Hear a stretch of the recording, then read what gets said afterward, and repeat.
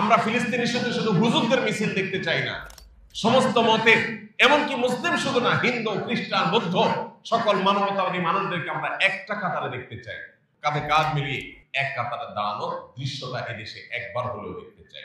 সংকল্প করা যাবে ইনশাআল্লাহ। এবার ঈদের সবচেয়ে বড় ক্যাম্পেইন হোক এটা। আমি ফিলিস্তিন ইস্যুতে একজন বাংলাদেশী হিসেবে তিনটি কারণে আমার লজ্জা অনুভব হয়, আমার কষ্ট হয়, দুঃখ লাগে। তার প্রথম কারণ হলো ফিলিস্তিন ইস্যুতে পৃথিবীর পশ্চিমা দেশগুলো, খোদ আমেরিকা, যে আমেরিকা নিজে এই হামলার সমর্থন যোগাচ্ছে, তার সমর্থন ছাড়া হামলা সম্ভব না। রাষ্ট্র এটা করলেও সে রাষ্ট্রের জনগণদের একটা বড় একটা অংশ তারা এই হামলার বিরুদ্ধে তারা প্রতিবাদ জানাচ্ছে, রাস্তাঘাটে নামছে, মিছিল করছে, সমাবেশ করছে।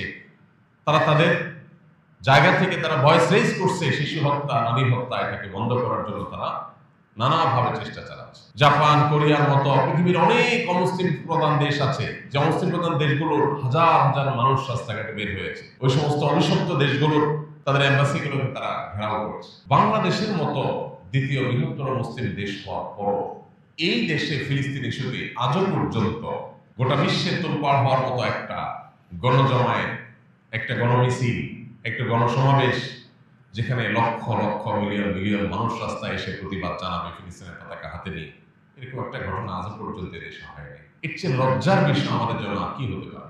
আমাদের দেশের ইসলামী দলগুলো, ইসলামী শক্তিগুলো, তারা প্রত্যেকে যার যার মতো আলাদা আলাদা ব্যানারে কাজ করে। ফিলিস্তিন ইস্যুতে মিছিল হয়, কিন্তু 50টা ব্যানারে, 50টা গ্রুপে, একটা ব্যানারে, একটা মিছিলে, একটা সমাবেশে গোটা দেশের সব মানুষ, দল মত নির্বিশেষে একটা কাতারে এসে ফিলিস্তিন ইস্যুতে একটু ভয়েস রেজ করবে।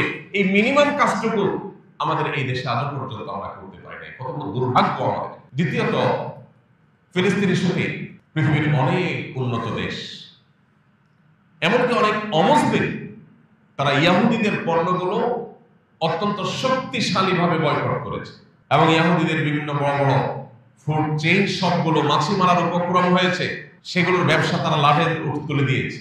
আমরা জানি অর্থনৈতিক যুদ্ধ এটা অনেক বড় যুদ্ধ। এই রমজান মাস বদর যুদ্ধের মাস। এই রমজান মাসে বদর যুদ্ধ হয়েছে। বদর যুদ্ধের মূল প্রতিপাদ্য কি ছিল? মক্কার মুশরিকরা যখন মুসলমানদের অর্থ সম্পদ সব রেখে দিয়েছিল, জুলুম করে আটকে রেখেছিল এবং খালি হাতে তাদেরকে মক্কা ত্যাগ করতে বাধ্য করেছিল, সেই সম্পদ পুনরুদ্ধার করবার জন্যই বদরের অভিযান নবী সাল্লাল্লাহু আলাইহি ওয়াসাল্লাম পরিচালনা করেছে। বদর যুদ্ধের মূল প্রতিপাদ্য হলো শত্রুপক্ষের অর্থনীতিতে আঘাত করো, তাতে তারা দুর্বল হবে। আমরা বদর যুদ্ধের চেতনাকে সামনে রেখে অন্তত